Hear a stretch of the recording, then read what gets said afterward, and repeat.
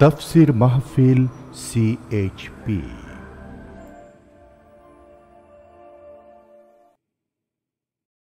বিসমিল্লাহির রহমানির রহিম। মাজার ও শিরক এ বিষয়ে আলোচনা করছেন বিশ্ববরেণ্য মুফাসসিরে কোরআন, কোরআনের পাখি আল্লামা দেলোয়ার হোসাইন সাঈদী রাহিমাহুল্লাহ।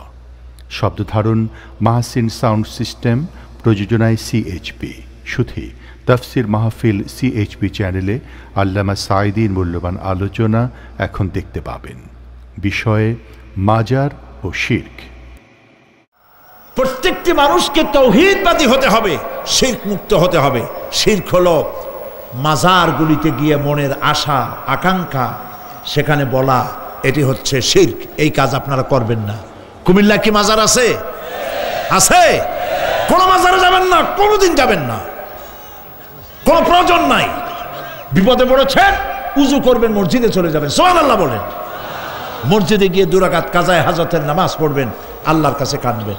মাজারে যিনি শুয়ে আছেন বিশ্বাস করেন, কোরআন শরীফ আমার সামনে, বিশ্বাস করুন, যিনি কবরে শুয়ে আছেন আপনাকে 4 পয়সার উপকার করতে পারবে না। মাঝখানে আপনি শিরকের গুনাহ নিয়ে আল্লাহর দরবারে হাজির হবেন। মাজারে টাকা দিবেন না, পয়সা দিবেন না, মানত করবেন না। মাজার একটা ব্যবসা। মাজার আজকাল কি? মাজার আর রস সব ব্যবসা। আপনারা এইসব কাজে যাবেন না। আগরবাতি, মোমবাতি, চাদর দেওয়া, মশারি দেওয়া, এগুলো মুসলমানের কাজ না। হিন্দু, খ্রিস্টান, বৌদ্ধ যা করে আমরা কি তা করতে পারি? জোরে বলেন, পারি? কবরে যদি একটু চিন্তা করেন ভাইরা, মাথাটা একটু খাটান, কবরে যদি চাদর দেওয়াই লাগে তাহলে রাসূল করিম সাল্লাল্লাহু আলাইহি ওয়াসাল্লামের কবরের উপরে সোনার সুতা দিয়ে চাদর দেওয়া উচিত ছিল। তুলার সুতা না, সোনার সুতা। আর ওই রকমের দেওয়ার সিস্টেম হলে উম্মতেরা সোনার সুতা না, নিজের বুক নিজে ভাইয়া কলিজা বার করে রাসূলুল্লাহর কবরের উপর দিয়ে দিত। নবীর পরে সম্মান সাহাবায়ে কেরাম। সাহাবায়ে কেরামদের কবরের উপরে চাদর নাই, আগরবাতি নাই, মোমবাতি নাই, গোলাপ পানি নাই, গম্বুজ নাই। মাজার একটা হইছে, সেটারে গম্বুজ বানাইতে হবে। কেন গম্বুজ বানাবে? দরকারটা কি? তওবা করুন, জিন্দেগিতে আর কোনোদিন মাজারে কোনো সাহায্য করবেন না, 1 পয়সাও না। টাকা পয়সা দিবেন, টাকা পয়সা দিবেন, এতিমকে দিবেন, ভিক্ষুককে দিবেন, বিধবাকে দিবেন। পরীক্ষা দিতে পারে না, ফি দিতে পারে না, পরীক্ষা দিতে পারছে না, ওরে দেন। বাড়িতে চাল নাই, পানি পড়ে, ওরে দেন। অন্ধ মানুষকে দেন, লুলাকে দেন, এতিমখানায় দেন, মাদ্রাসায় দেন, টিউবওয়েল বানায় দেন যেখানে পানি নেই। এই সব কাজ করেন, সওয়াব হবে। সুবহানাল্লাহ কর। মাজারে, কোন মাজারে, আজকের মাহফিলে যত লোক হাজির হয়েছেন, কোন মাজারে কোন টাকা পয়সা, আগরবাতি, মোমবাতি, চাদর জিন্দেগিতে দেবেন না। কারা দেবেন না? হাত উঁচু করে দেখান। আলহামদুলিল্লাহ। হাত নামা, হাত নামা। এরপরে থামেন, থামেন। এরপরে দেশে আজ অশ্লীলতার সয়লাব আমরা দেখতে পাচ্ছি। গতকালও আলোচনা করেছি। গত 5 বছর যারা ক্ষমতায় ছিলেন, অভিনয় নিয়ন্ত্রণ আইন তারা তুলে ফেলেছিলেন।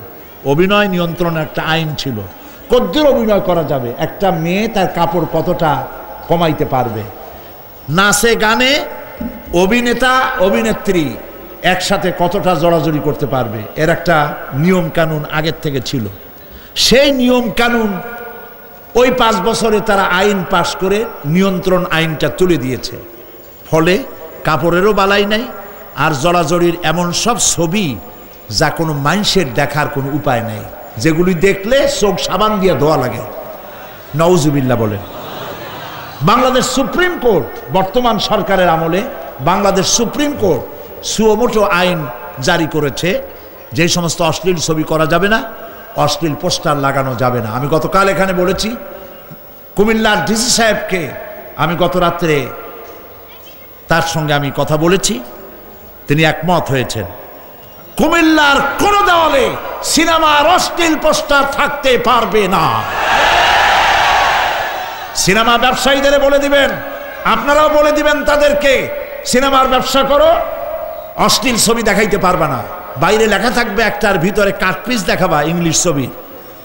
এই হারাম ব্যবসা, সিনেমার ব্যবসা যারা করে ওদের মতো কপাল পোড়া আকাশের নিচে জমিনের উপরে আর নাই। কারণ কি জানেন? কারণ কি? আরে বাবা থামো, কারণ কি সেটা শোনেন। কারণ হচ্ছে মসজিদ যে বানাইলো, ওই মসজিদে যতদিন নামাজ হবে, জিকির হবে, তেলাওয়াত হবে, কিয়ামত পর্যন্ত যে পয়সা দিছিল সে সওয়াব পাবে। আর সিনেমা যে বানাইলো, সিনেমা দেখিয়া এরকম বই কি কুমিল্লা আসছে, এমন একটা লোকেরা বলা বলি করতেছে সুবহানাল্লাহ, এমন একটা ছবি আসছে যারাই দেখলো সব উমরা করতে রওনা হয়ে গেছে। এমন ছবি আসছে যা দেখিয়া সমস্ত মানুষ তাহাজ্জুদ পড়া শুরু করছে। এরকম হয়েছে।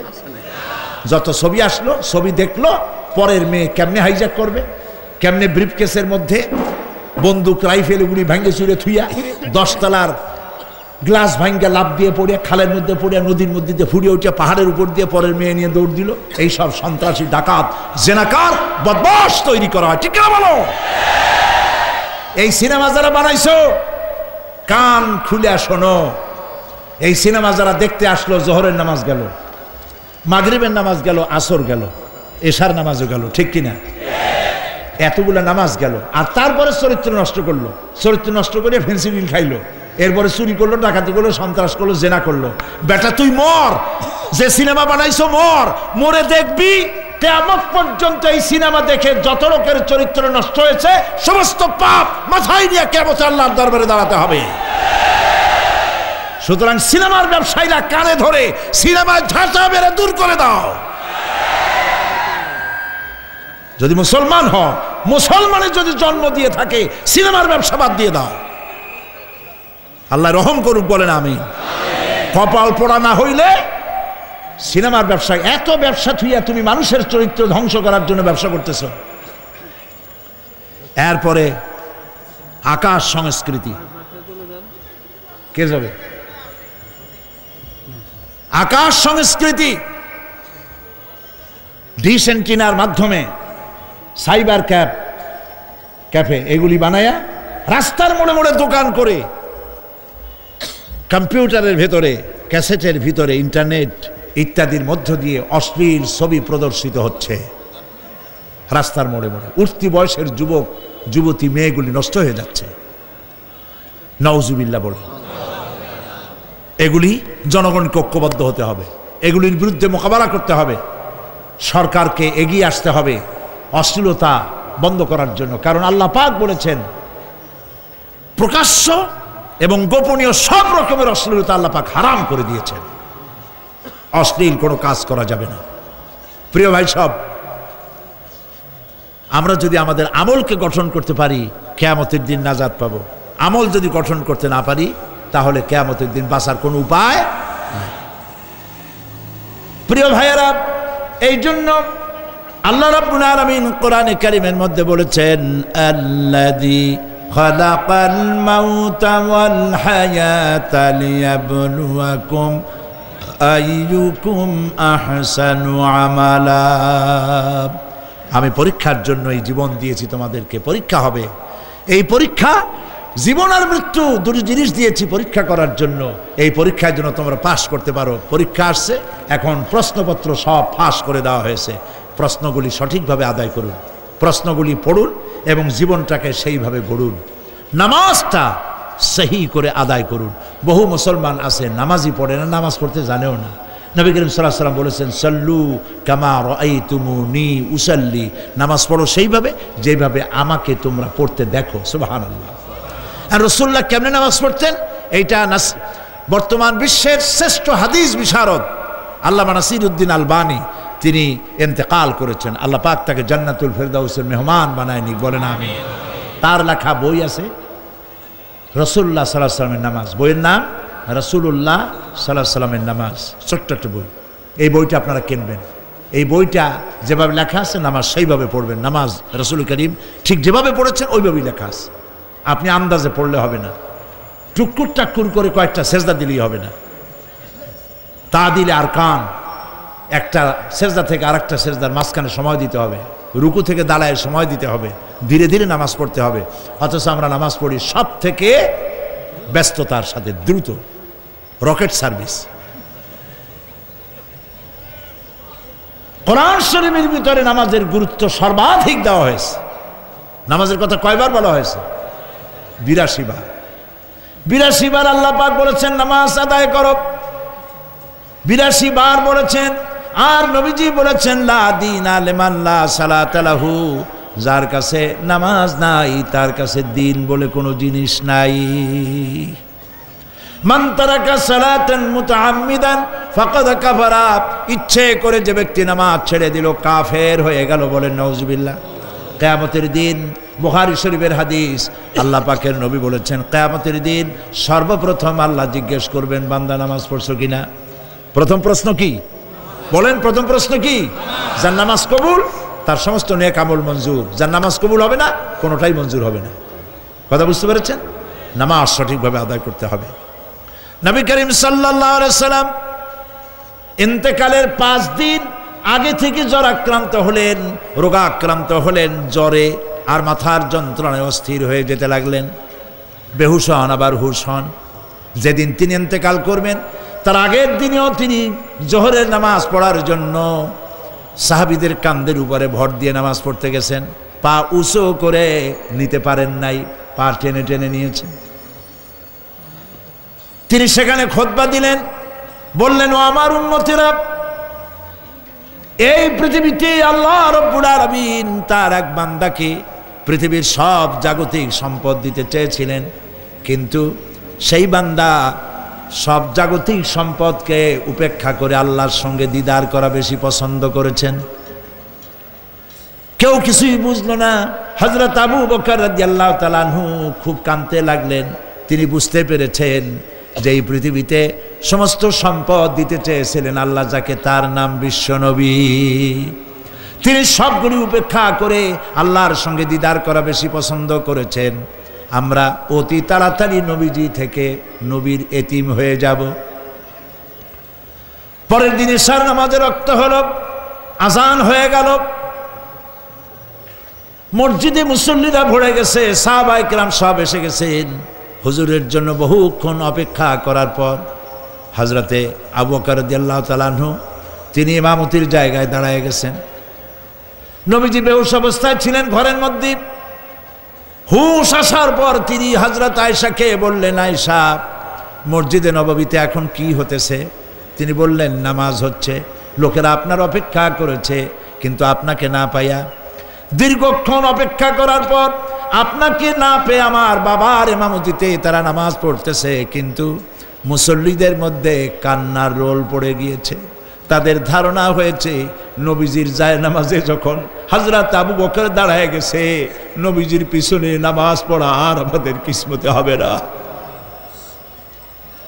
নবীজি বলছেন, আয়েশা রে, মসজিদে নববীর দিকের দরজাটা খুলে দাও, আমি নামাজের দৃশ্য দেখতে চাই। দরজা খুলে দেওয়া হলো। নবীজি কোন রকম মাথা উঁচু করে মসজিদে নববীতে নামাজের দৃশ্য নিজে অবলোকন করে আবার শুয়ে পড়লেন। হযরত আয়েশা লক্ষ্য করে দেখেন নবীজির চোখের পানি দিয়ে কোনা দিয়া পানি বেয়ে বেয়ে পড়ছে। হযরত আয়েশা প্রশ্ন করলেন, ইয়া রাসূলুল্লাহ, নামাজের দৃশ্য দেখি কাঁদছেন কেন? হুজুর বলেন, আয়েশা রে, এটা কোনো দুঃখের পানি নয়, আমি কাঁদতেছি এই জন্যে, এই নামাজের জামাত কায়েমের জন্য তায়েফের ময়দানে অনেক রক্ত ঝরেছে, আবার উহুদের ময়দানে দান দান শহীদ হয়েছে, সাহাবায়ে কেরাম জীবন দিয়েছে। আজ আমি দেখতে পেলাম আমার উম্মতেরা জামাতে নামাজ পড়ছে। আমার ধারণা হলো ভবিষ্যতে কিয়ামত পর্যন্ত আমার উম্মতেরা এইভাবে জামাত বন্দী হয়ে নামাজ আদায় করবে। নবীজি আবার বেহুশ হয়ে পড়লেন। মসজিদে নববী থেকে আজ আর কেউ বাড়ি যায় না, সবাই কান্দে। আজ রাত বোধহয় নবীজি কাটাবেন না। মেয়েরা কাঁদতেছে, সাহাবায়ে কেরাম কাঁদতেছেন, আজওয়াজে মুতাহারাত তারা কাঁদতেছে। নবীজির আবার হুশ হলো, তাকায় দেখেন ঘরের মধ্যে কান্নাকাটি, মসজিদে নববীতে কান্নাকাটি। সব থেকে বেশি কাঁদতেছেন মা ফাতেমা। নবীজি হযরত ফাতেমার কান্না দেখে ইশারা করলেন, কাছে আয়। হযরত ফাতেমা রাসূলের কাছে গেলেন, নবীজি কানে কানে কি যেন বললেন, কান্নাটা বন্ধ হয়ে গেল। হযরত আয়েশা জিজ্ঞেস করলেন, মা তোমার আব্বা তোমার কানে কি বলল আর কান্না বন্ধ হয়ে গেল? হযরত ফাতেমা বলে, আম্মাজি আমার আব্বা আমাকে বললেন, মা ফাতিমা তোমার কান্না আমার বরদাস্ত হয় না, কেঁদো না, আমি মৃত্যুর পরে সকলের আগে তোমার সাথে আমার দেখা হয়ে যাবে। হযরত ফাতেমা বলছেন, আম্মাজি আমি বুঝতে পেরেছি আমার আব্বার এই কথার অর্থ কি। নবীজির ইন্তেকালের পরে আত্মীয় স্বজনের মধ্যে সবার আগে আমার মৃত্যু হবে আর আমার পিতার সাথে আমি মিলিত হতে পারবো। রাত যখন শেষ হয়ে এলো, নবীজির হুঁশ হয়েছে, তাকায় দেখেন হযরত জিবরাইল দাঁড়ানো। হযরত জিবরাইল নবীজির চেহারা মোবারকের দিকে তাকায় বলেন, আসসালামু আলাইকা ইয়া রাসূলুল্লাহ, আল্লাহ আপনাকে সালাম বলেছেন আর আল্লাহ পাক জানতে চেয়েছেন আপনার মুখে আপনি কেমন আছেন। আল্লাহ জানেন আপনার অবস্থা কি, তারপরেও আপনার মুখে শুনতে চেয়েছেন আপনি কেমন আছেন। নবীজি বলছেন, জিবরাইল বড় কষ্টে আছি, বড়ই যন্ত্রণা, বড়ই কষ্ট। হযরত জিবরাইল বলছেন, ইয়া রাসূলুল্লাহ আজকে এক নতুন ফেরেশতা আমি সাথে করে নিয়ে এসেছি। এই ফেরেশতা পৃথিবীর কোন নবী অথবা কোনো মানুষের কাছে যাওয়ার জন্য অনুমতি চায় না, আজ আপনার কাছে অনুমতি ভিক্ষা চায় কাছে আসার জন্য। ওই ফেরেশতার নাম হচ্ছে মালাকুল মউত। হযরত মালাকুল মউত বলেন, ইয়া রাসূলুল্লাহ এই পৃথিবীতে আদম আলাইহিস সালাম থেকে নিয়ে পর্যন্ত কোন মানুষের জান কবজের জন্য আমার অনুমতি চাওয়া লাগে নাই, আর কোনোদিন লাগবে না। আজ আমি আসার সময় আল্লাহ বলেছেন আপনার জান কবজের জন্য আমি যেন আপনার কাছে অনুমতি ভিক্ষা চাই। নবীজি বলছেন, আমি যদি অনুমতি না দেই তো কি হবে? হযরতে মালাকুল মউত বলছেন, ইয়া রাসূলুল্লাহ অনুমতি যদি না দেন আমি ফেরত চলে যাব, আমাকে সেভাবেই বলা হয়েছে। হযরতে জিবরাইল বলেন, ইয়া রাসূলুল্লাহ হে আল্লাহ রাব্বুল আলামিন আপনার দিদারের ইন্তজার করতেছে।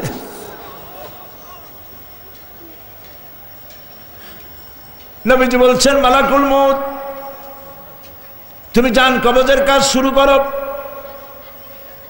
মালাকুল মউত যখন কাছে এসেছে, রাসূল জিজ্ঞেস করলেন, আয়েশা ঘরে যে কয়েক টুকরা স্বর্ণ ছিল সেগুলোর কি অবস্থা? ছোট ছোট 6 টুকরা স্বর্ণ ছিল। হযরত আয়েশা বলছেন, হুজুর আমি এগুলো রেখে দিছি। হুজুর বলছেন, না রাখতে পারবে না, আমার ইন্তেকালের আগে খয়রাত করে দাও। মুহাম্মদ সাল্লাল্লাহু আলাইহি সাল্লাম আল্লাহর কাছে অবস্থায় উঠবে না যে তার ঘরের ভিতরে সোনা ছিল, দিয়ে দাও, খয়রাত করে দিয়ে দাও। হযরতে মালাকুল মউত রাসূলের জান কবজ শুরু করে দিলেন। রাসূলুল্লাহ জীবনের শেষ কথা বললেন, আসসালাত আসসালাত ওয়া মা মালাকাত আইমানুকুম। আমার উম্মতেরা বিদায় লগ্নে বলে গেলাম, নামাজ নামাজ নামাজ ছেড়ে দিও না।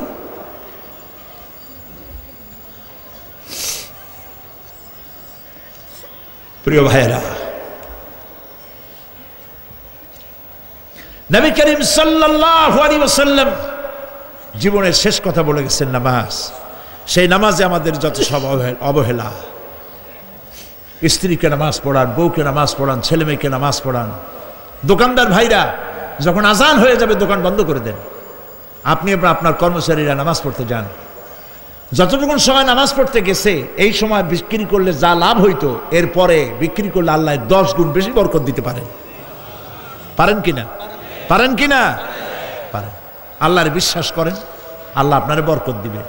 আপনার কর্মচারী, দোকানদারে, বাড়ি ঘরে স্ত্রী পুত্র পরিজন যারা আছে সবাইকে নামাজি বানান। নামাজি বানাবার জন্য চেষ্টা করেন।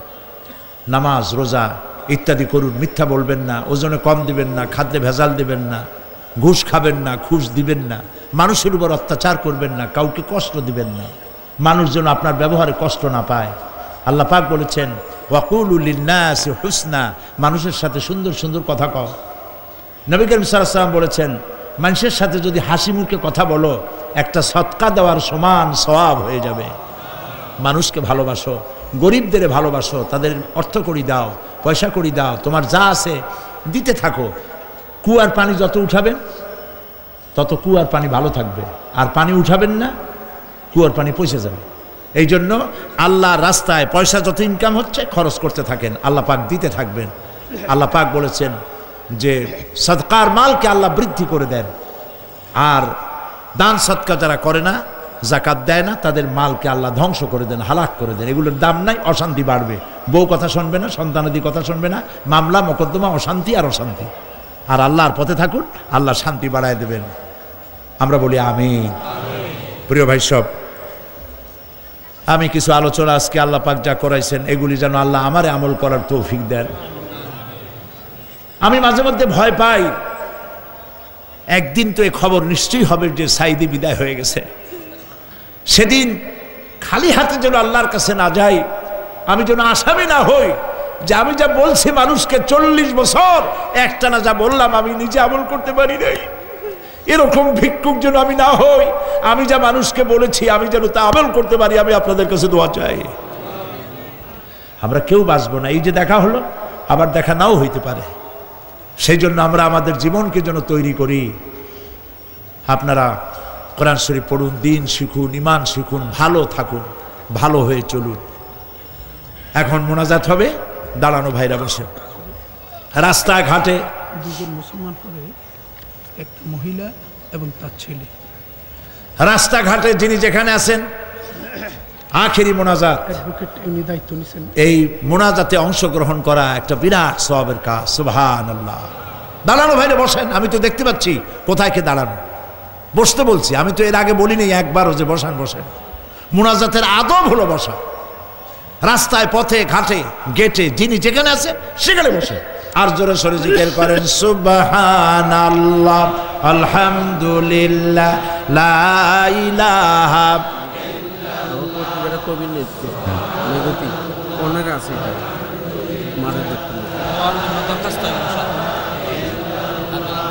সুবহানাল্লাহ,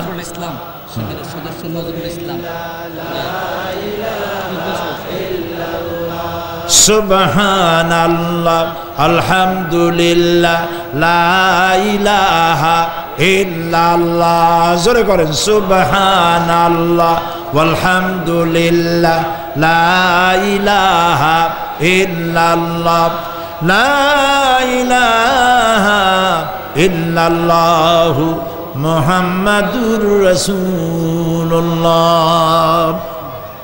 দুইজন অমুসলিম হিন্দু মুসলমান হওয়ার জন্য এসছেন, মা এবং ছেলে। মা এবং ছেলে। মা আছেন মহিলা প্যান্ডেলে, পাশেই এই পেছনে মহিলা প্যান্ডেলে মা আছেন। তার পূর্ব নাম হলো হাসিরানী শীল, রামনগর বাড়ি, জাঙ্গালিয়া, কুমিল্লা। বর্তমান নাম পছন্দ করেছে ফাতেমা বেগম। আর তার ছেলে নাম হলো সুমন চন্দ্রশীল। কই? সুমন চন্দ্রশীল। বর্তমান নাম পছন্দ করেছে মোহাম্মদ ওমর ফারুক। মাশাআল্লাহ। এর এফিডেভিট সরকারি নিয়ম অনুযায়ী অ্যাডভোকেট নাজির আহমদ হুসাইনি আগামীকাল তাদের এফিডেভিটের ব্যবস্থা করে দেবেন। আলহামদুলিল্লাহ বলে। এখন তারা মুসলমান হবে।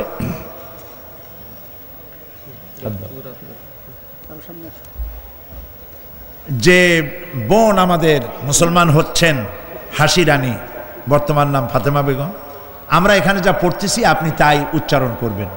তুমি জোরে জোরে বলবা। আপনারা সবাই বলেন লা ইলাহা ইল্লাল্লাহু মুহাম্মাদুর রাসূলুল্লাহ। আল্লাহ ছাড়া কোনো ইলাহা নাই, মাবুদ নাই, মুহাম্মদ সাল্লাল্লাহু আলাইহি ওয়াসাল্লাম আল্লাহ প্রেরিত রাসূল। আশহাদু আন আশহাদু আন লা ইলাহা লা ইলাহা ইল্লাল্লাহু লা ইলাহা ওয়াহদাহু ওয়াহদাহু লা শারীকা লা শারীকা লাহু লাহু ওয়া আশহাদু আন্না ওয়া আশহাদু আন্না মুহাম্মাদান মুহাম্মাদান আবদুহু আবদুহু ওয়া রাসূলুহু। ওয়া রাসূলুহু। আমি সাক্ষ্য দিচ্ছি আমি সাক্ষ্য দিচ্ছি আল্লাহ ছাড়া আল্লাহ ছাড়া কোনো ইলাহ নাই, কোনো ইলাহা কোনো মাবুদ নাই, কোনো মাবুদ কোনো নাই, উপাস্য নাই। কোনো উপাস্য নাই। তিনি এক, তিনি এক, তিনি একক, তিনি একক, তার কোনো তার কোনো অংশীদার নাই। অংশীদার নাই। আমি আরো সাক্ষ্য দিচ্ছি আমি আরো সাক্ষ্য দিচ্ছি মুহাম্মদ মুহাম্মদ সাল্লাল্লাহু সাল্লাল্লাহু আলাইহি ওয়াসাল্লাম আলাইহি ওয়াসাল্লাম আল্লাহর আল্লাহ প্রেরিত প্রেরিত রাসূল রাসূল এবং এবং তারই বান্দা বান্দা। সবাইকে সালাম দাও, আসসালামু আলাইকুম। আসসালামু আলাইকুম। আপনারা সালামের জবাব দেন। আল্লাহর এই বান্দা মাত্র কয়েক মুহূর্তে আগে ছিল মুশরিক, আর এখন আমাদের তাওহীদি ভাই। আমাদের কি হয়ে গেছে? ভাই। আমাদের সকলের আমলনামায় গুনাহ আছে, এই যুবকের আমলনামায় এখন কোনো গুনাহ নাই। নিষ্পাপ, মাসুম, বেগুনাহ। আল্লাহ তার প্রতি রহম করুক, আমরা বলি আমিন। ইসলাম কবুল করার স্বেচ্ছায় সজ্ঞানে ইসলাম কবুল করার কারণে এই বিশাল লাখো জনতার পক্ষ থেকে আমি তাকে আলিঙ্গন করছি।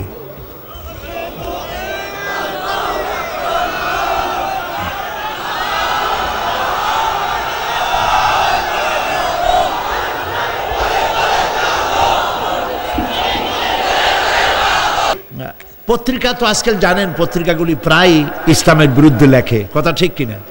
সেই ক্ষেত্রে কুমিল্লা একটা পত্রিকা বের করেছে, সাপ্তাহিক মেঘতি, মেঘনা, গোমতী, তিতাস, তিনটা নদীর কূলে যারা বাস করে তাদের কথাই এ পত্রিকা বলবে, বৃহত্তর জনগোষ্ঠীর ইমান, আকিদা ও সংস্কৃতির উপরে ভিত্তি করে। সেজন্য আপনারা এই পত্রিকাটি সংগ্রহ করার চেষ্টা করবেন। আর বলেছিলাম যে প্রত্যেকটি মুসলমান, রাসূলুল্লাহ বলেছেন যে এমন দুইটা রাত যাবে না যে তার মাথার তলে ওসিয়তনামা থাকবে না। ওসিয়তনামা কারে বলে আমরা জানি না, ওসিয়ত তো বুঝি কিনা, কিন্তু লেখে কেমনে জানি না। সেই জন্য হযরত খুররাম মুরাদ রহমতুল্লাহ আলাইহে তার মৃত্যুর সময় তিনি উপমহাদেশের একজন অন্যতম শ্রেষ্ঠ ইসলামী চিন্তাবিদ, মৃত্যুর আগে ওসিয়তনামা লিখে গেছেন। খুররাম মুরাদের শেষ ওসিয়ত, এটা আমি সম্পাদনা করে দিয়েছি, খুব কম পয়সা দাম। এটি আপনারা নিলে ওসিয়ত কেমনে লিখতে হয় সেটা বুঝতে পারবেন, ছেলে মেয়েকে দ্বীনের উপরে রাখার জন্য করতে পারবেন। ওমর রাদিয়াল্লাহু তাআলা আনহুর কথা আমি বলছিলাম আপনাদেরকে, তার জীবনী সম্পর্কে অনেকের জানা নাই।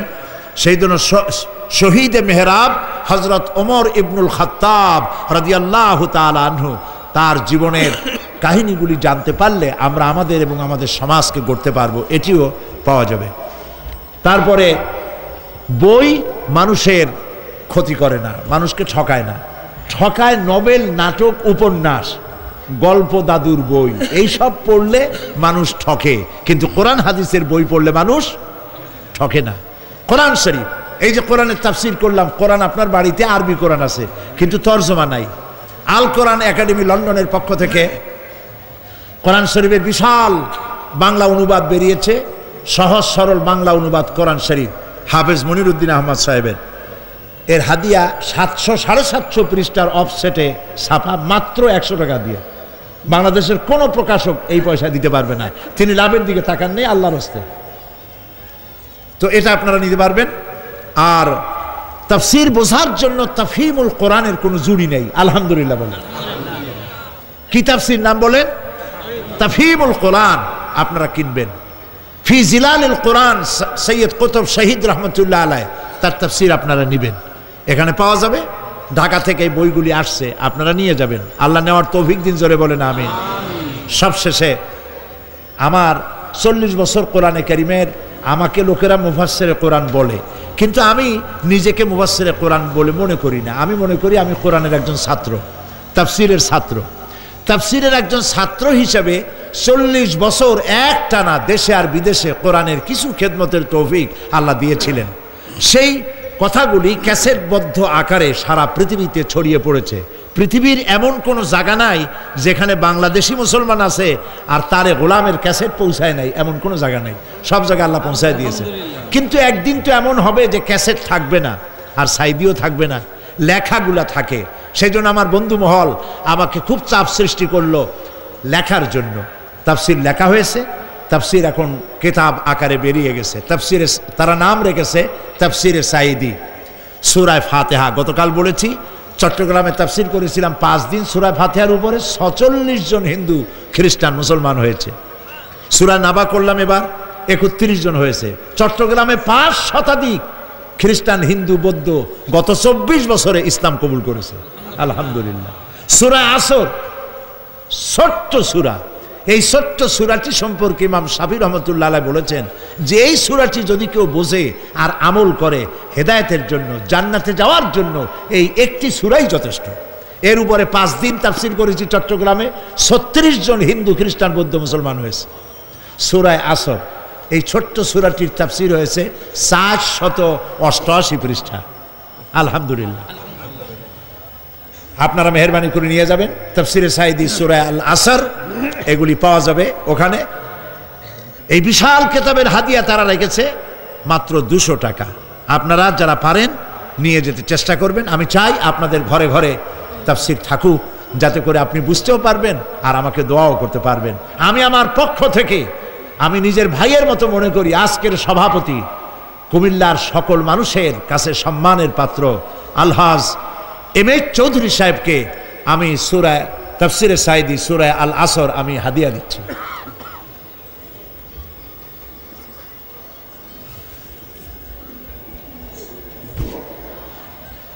এখন মোনাজাত হবে, মোনাজাতের পর আজান হবে।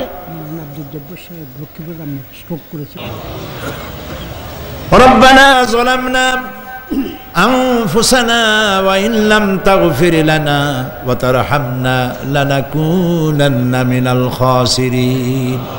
সবাই পড়েন আমার সাথে, রব্বানা যালামনা আনফুসানা ওয়া ইন লাম তাগফির লানা ওয়া তারহামনা লানাকুনান্না মিনাল খাসিরিন।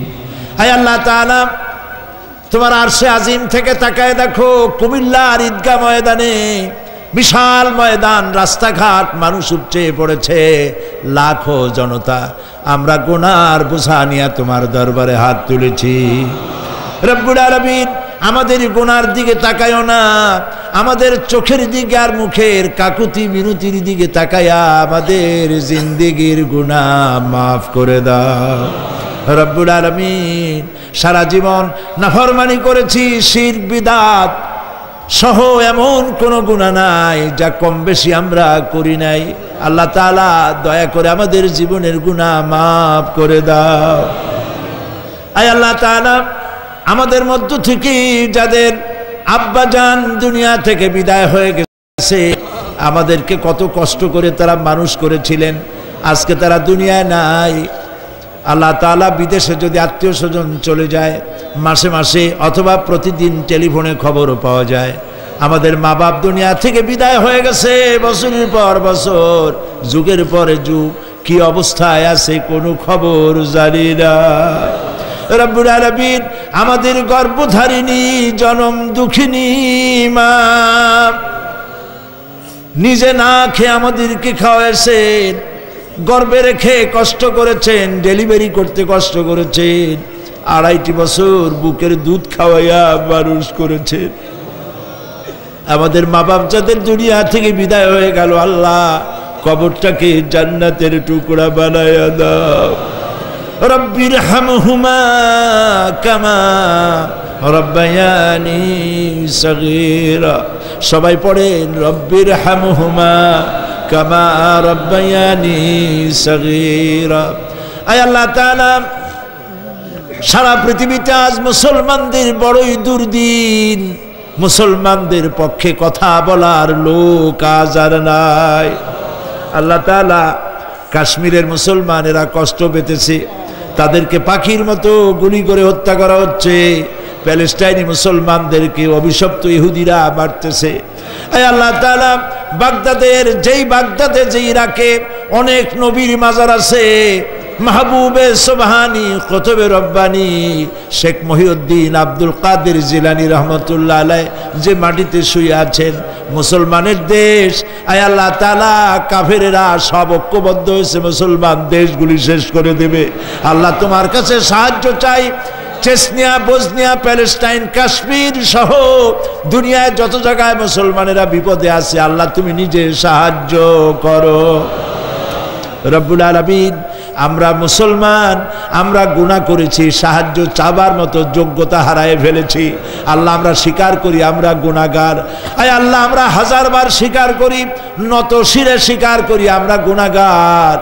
কিন্তু একটা ভালো পরিচয় আমাদের আছে, সেই পরিচয়টা হলো আমরা তোমার হাবিবের উম্মত। আয় আল্লাহ তাআলা তোমার হাবিবের সাদকায় আল্লাহ তুমি দুনিয়ার মুসলমানদের দিকে রহমতের নজরে তাকাও। আল্লাহ আমাদের জীবনের গুনাহ মাফ করে দাও। আল্লাহ মুসলমানদেরকে তুমি সাহায্য করো রব্বুল আলামিন। কিয়ামতের দিন যেদিন পায়ের নিচে হবে তামার মতো মাটি, গুনাহগারের মাথার চান্দি ফেটে গিয়ে মগজগুলো গলে গলে পড়বে, জিহ্বাটা নাভিস্থল পর্যন্ত ঝুলে পড়বে, ময়দানে সারা পড়বে পানি পানি বলে। আল্লাহ ওই দিনে তোমার হাবিবের হাতের কাউসারের পেয়ালা আমাদের নসিব করে দিও। তোমার হাবিব বলেছেন 3000 বছর ধরে তুমি জাহান্নামের আগুনকে উত্তপ্ত করেছো, রক্ত মাংসের শরীর নিয়ে আমরা আগুনে জ্বলতে পারবো না। আল্লাহ জাহান্নামের আগুন আমাদের জন্য হারাম বানায়া দাও। আল্লাহুম্মা আজিরনা মিনান নার। সবাই পড়েন আল্লাহুম্মা আজিরনা মিনান নার, আল্লাহুম্মা আজিরনা মিনান নার। আয় আল্লাহ তাআলা আমাদের আকীদা, আমাদের বিশ্বাস হলো এই, আমরা এখন কোথায় বসা তুমি দেখতে পাচ্ছ,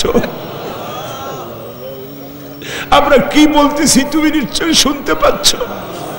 তুমি একটু তাকায় দেখো তো বাবু, এতগুলি হাত তো কোনো পীরের দরবারে ওঠে নাই, কোনো বাজারে গিয়ে ওঠে নাই, কোনো মন্ত্রীর কাছে ওঠে নাই, কোনো প্রেসিডেন্টের কাছে ওঠে নাই। রাজা ধীরাজ, সম্রাটের সম্রাট, বিশাল আকাশের মালিকের কাছে হাত তুলেছি, মালিক খালি হাতে ফেরত দিও না, মালিক খালি হাতে ফেরত দিও না। হে আকাশের মালিক, হে জমিনের মালিক, হে আমাদের রব, আমাদেরকে খালি হাতে ফেরত দিও না বাবু।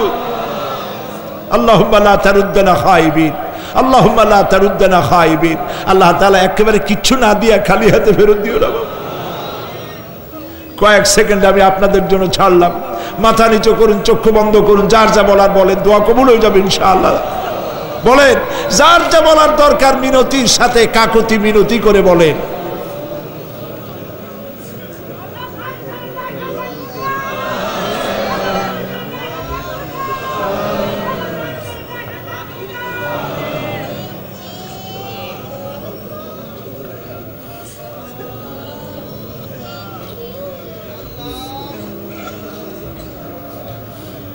আল্লাহ তাআলা তোমার বান্দারা, তুমি তাকায় দেখো, আসামির মতো বসছে, কি চাইতেছে তুমি শুনতে পাচ্ছ। আমরা সবাই ভিক্ষুক, তুমি বলেছো ওয়াল্লাহু গানিয়্যুন ওয়া আনতুমুল ফুকারা, আমরা ফকিরের গোষ্ঠী আর তুমি গানি, আমরা ভিক্ষুক আর তুমি দাতা। আল্লাহ তাআলা আমাদেরকে খালি হাতে ফেরত দিও না বাবু। এই মাঠ থেকে কেউ যেন গুনার বোঝা নিয়ে ফিরে না যায় বাবু। আল্লাহ তাআলা সিরাতুন নবী কমিটি প্রত্যেক বছর মাহফিল করতেছে, আল্লাহ তাদেরকে কবুল করো। আল্লাহ তাআলা জনাব এম এস চৌধুরী সাহেব বার্ধক্যে পৌঁছে গেছেন, তার স্ত্রীর প্রতি, তার প্রতি রহম করো। ওনার সাথে যারা আছে, কাজী দিন মোহাম্মদ সাহেব, রব সাহেব সহ যারা আছেন, সকলের প্রতি রহম করো। আল্লাহ তাআলা এই কুমিল্লাকে ইসলামী আন্দোলনের দুর্গ বানায় দাও। শিবিরের যে ছেলেটি ক্যান্সার রোগাক্রান্ত হয়েছে, ডাক্তার বলেছে 3-4 মাসের বেশি বাঁচবে না, কিন্তু তুমি ভালো জানো। আল্লাহ পাক, আমরা এই ছেলেটির জীবন তোমার কাছে ভিক্ষা চাইতেছি বাবু, তুমি ভিক্ষা দিয়া দাও। আল্লাহ তাআলা এইভাবে যাদের কিডনি নষ্ট হয়েছে, হার্টের বাল্ব নষ্ট হয়েছে, তুমি মেহেরবানি করে তাদেরকে তা দিয়ে দাও। আল্লাহ প্রত্যেকের প্রতি তুমি রহম করো। আল্লাহ তাআলা আর একটা কথা বলি, তুমি তো সেই মহান সত্তা যার কাছে বেশি চাইলে অসন্তুষ্ট হও না। পৃথিবীতে সবাই বারবার চাইলে অসন্তুষ্ট হয়, তুমি বরং না চাইলে অসন্তুষ্ট হও। মাবুদ, তুমি দয়া করে আমাদের বিবি বাল বাচ্চা যা দান করেছো সবগুলিকে দিনদার বানাও, নামাজি বানাও, পরেশগার বানায় দাও। আমাদের সন্তানগুলি আমরা হেদায়েত করতে পারবো না, আমাদের স্ত্রীদের আমরা হেদায়েত করতে পারবো না, হেদায়েতের মালিক তো তুমি। তুমি দয়া করে আমাদের স্ত্রী, আমাদের সন্তানদেরকে হেদায়েত করো, মুত্তাকি বানাও, ইখলাস দাও, তাকওয়া দাও, তোমার ভয় দাও। আল্লাহ তাদেরকে হেদায়েত নসিব করে দাও। আয় আল্লাহ, আমাদের প্রিয় জন্মভূমি বাংলাদেশ, এর স্বাধীনতা সার্বভৌমত্ব কিয়ামত পর্যন্ত অক্ষুণ্ণ রাখো। সীমান্ত এলাকায় ভারত বাংলাভাষী ভারতীয় মুসলমানদেরকে উন্মুক্ত আকাশের নিচে ফেলে রেখেছে। তাদের খাবার নাই, পরার নাই, বন্দুকের নল তাদের দিকে তাক করে রেখেছে। আল্লাহ তাআলা ভারতের এই জালিম কাফের সরকারের হাত থেকে মুসলমানদেরকে রক্ষা করার জন্য তোমার কাছে আমরা ভিক্ষা করতেছি, দরখাস্ত করতেছি। আল্লাহ, ভারতের জালেম কাফের মুশরিক সরকারের হাত থেকে মুসলমানদেরকে বাঁচাও, রক্ষা করো। বাংলাদেশে এক শ্রেণীর লোকেরা বাংলাদেশের বিরুদ্ধে দেশে বিদেশে ষড়যন্ত্র আর অপপ্রচার করছে। আল্লাহ তাআলা এই হিংসুকদেরকে অপপ্রচার থেকে বিরত করে দাও। আল্লাহ তাদের হেদায়েত নসিব করে দাও। আল্লাহ তাদের হেদায়েত নসিব করে দাও।